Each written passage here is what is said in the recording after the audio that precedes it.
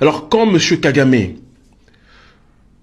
met en doute le propos du docteur Denis Mukwege, en disant que le docteur Denis Mukwege, parce qu'il a reçu le prix Nobel de la paix, je ne veux pas cacher, je fais partie des gens qui, lorsque j'entends que quelqu'un reçoit le prix Nobel, quand on sait aujourd'hui la forfaiture et l'escroquerie que symbolisent ces titres internationaux, je prends toujours du recul, voilà, je suis toujours entre guillemets sceptique sur ces titres, mais pas sur la qualité du docteur Denis Mukwege, parce que même un aveugle saurait voir le travail historique et extraordinaire qu'il fait. Mais quand Kagame, le président Kagame, dit que le docteur Denis Mukwege est manipulé par des forces invisibles qui se servent de lui pour attaquer le régime Kagame, des forces invisibles qui lui auraient donné le prix Nobel de la paix, j'ai envie de questionner M. Kagame en disant ces forces invisibles, c'est lesquelles?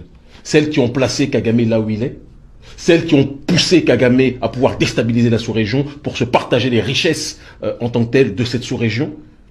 Parce que Kagame n'a pas fait relever le Rwanda du chaos jusqu'à aujourd'hui gratuitement. Ça s'est fait d'une certaine façon, avec une certaine méthodologie. Ça s'est fait avec le conglomérat britannique, états-unien, israélien. Pourquoi M. Kagame n'en parle pas? Quand il parle des forces invisibles, de quelle force parle-t-il? Aujourd'hui, il y a des millions de femmes, des millions, qui ont été violées dans cette région. Aujourd'hui, il y a des milliers, pour ne pas dire des millions, et il faut le préciser, oui, des millions de personnes qui ont été assassinées dans cette région pour voler le coltan, pour détruire cette zone. Donc M. Kagame fait du révisionnisme. Il prétend que ceux qui disent cela sont dans une stratégie ou de la théorie du double génocide, en disant qu'il y a eu un génocide d'un côté et qu'il y a eu un génocide de l'autre, et il balaye ça d'un revers de main. Mais si, il y a un génocide en RDC. Et M. Kagame a une très grande responsabilité dedans.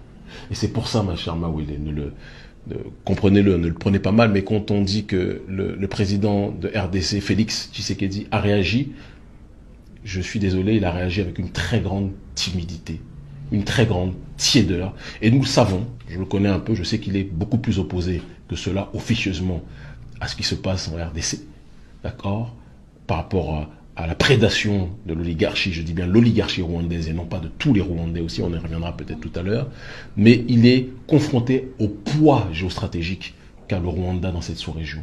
Mais je dis, en tant que panafricaniste, on ne peut pas prôner le développement en assassinant, en violant, en détruisant ses semblables africains. Ce que Kagame représente à l'échelle africaine, quand j'entends des prétendus penseurs africains, des prétendus responsables politiques africains, chanter les louanges de Kagame en disant que Kagame est un grand, Kagame est un géant, alors que c'est un des plus grands oppresseurs vis-à-vis de son peuple. Il faut voir comment le prolétariat rwandais est traité d'un côté, et il faut voir ce qu'il fait en RDC. Kagame est un cauchemar pour les Africains lucides. Un criminel politique, je le dis et je l'assume.